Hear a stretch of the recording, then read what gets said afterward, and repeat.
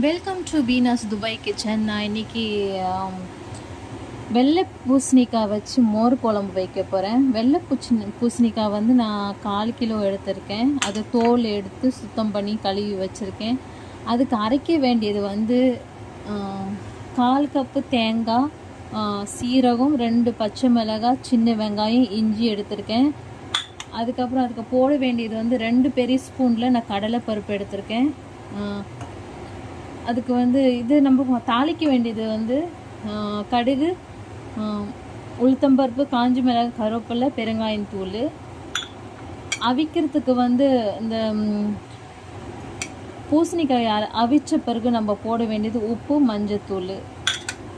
அதுக்கப்புறம் வந்து கெட்டியான மோர் ஒரு கப்பு எடுத்திருக்கேன்.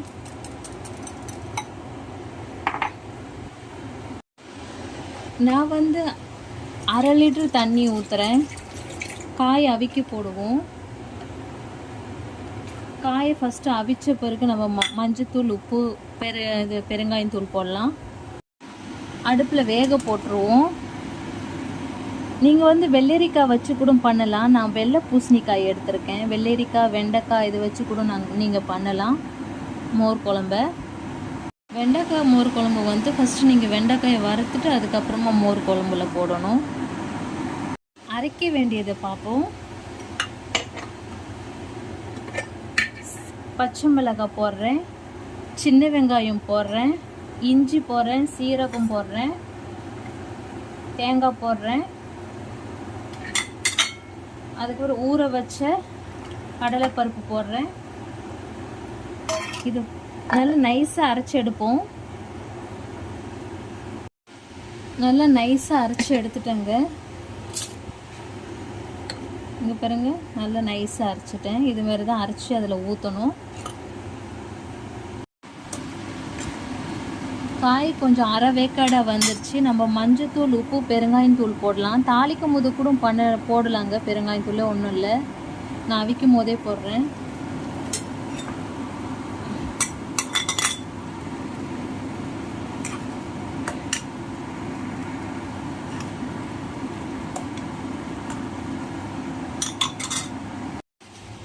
இந்த வெள்ளை பூசணி வந்து இதுதான் வெள்ளை பூசணி.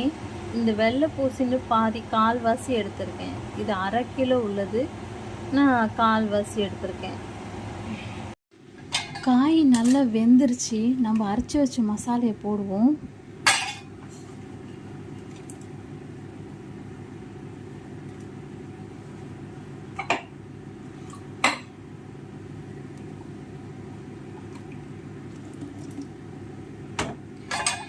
இது நல்லா ஒரு 20 நிமிஷத்துக்கு 2 கொதி வர வைப்போங்க. நல்லா கொதித்த பிறகு இதை ஆற வச்சுட்டு நம்ம மோரை ஊற்றலாம், தயிரை. இல்லை காரம் பத்தில் நான் ஒரு பச்சை மிளகாய் கீறி விட்ருக்கேன். உங்களுக்கு எவ்வளோ காரம் வேணுமோ அதை நீங்கள் போட்டுக்கோங்க. எனக்கு கொஞ்சம் காரம் தேவை, அதனால் போட்டிருக்கேன். இது கொதிக்கும் போது நல்லா கெட்டியாக ஆகும், ஏன்னா நம்ம கடலைப்பருப்பு போட்டிருக்கோம்ல, அதனால். இது நல்லா கொதிச்சிருச்சுங்க.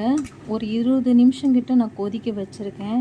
இது இனிமேல் நம்ம ஒரு பக்கம் ஒதுக்கி வச்சிருவோம். இப்போ இதுக்கு தாளிக்க வேண்டியதை பார்க்கலாம். இது ஆறின பிறகு நம்ம மோரை போடுறோம். இந்த பச்சை ஸ்மெல்லாம் போயிடுச்சு. தாளிக்கிறதுக்கு நான் 3 ஸ்பூன் ஆயில் விட்டுக்கிறேன். டீஸ்பூன் தான்.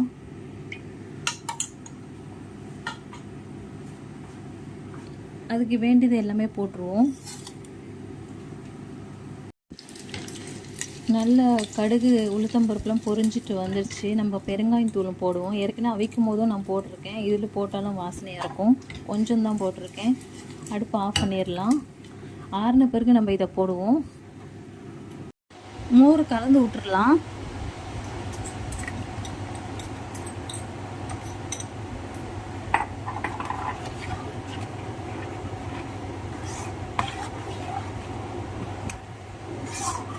நல்லா கெட்டியான தயிர். ஏற்கனவே நம்ம அதில் மசாலாலாம் போட்டு அவிச்சு வச்சுருக்கோம். இந்த தண்ணி எல்லாமே கரெக்டாக இருக்குது பாருங்கள்.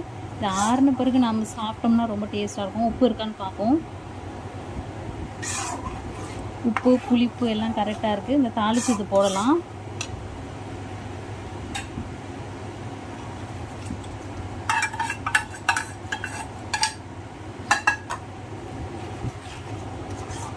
அவ்வளோதாங்க, சுவையான மோர் குழம்பு ரெடி. தேங்க்யூ guys, பார்த்ததுக்கு சப்ஸ்கிரைப் பண்ணுங்கள், லைக் பண்ணுங்கள், ஷேர் பண்ணுங்கள். Thank you so much. இதுக்கு மேட்சிங்க நீங்கள் அப்பளம், உருளைக்கிழங்கு பொரியல், மீன் எல்லாம் சாப்பிட்லாங்க. ரொம்ப டேஸ்ட்டாக இருக்கும். நல்ல காம்பினேஷன் நல்லாயிருக்கும். தேங்க்யூ.